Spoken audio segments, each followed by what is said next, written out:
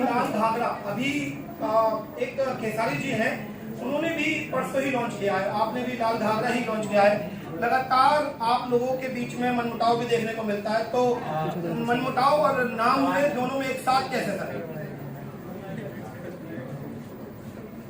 मनमुटाव तो मैं करता ही नहीं हूँ, हम सब लोग भाई हैं और भाई ही हैं।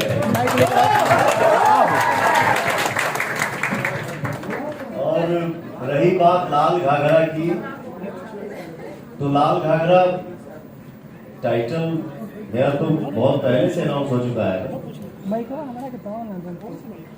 तो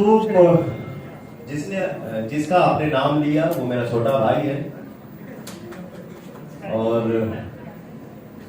इंडस्ट्री है, एक छोटा सा परिवार है और परिवार में छोटी बड़ी गलतियां होते रहती हैं, उसको माइंड नहीं करना चाहिए। हम सब परिवार हैं और मिलजुल के काम करना है, हर लोग आगे बढ़े, मस्त रहे, खुश रहे।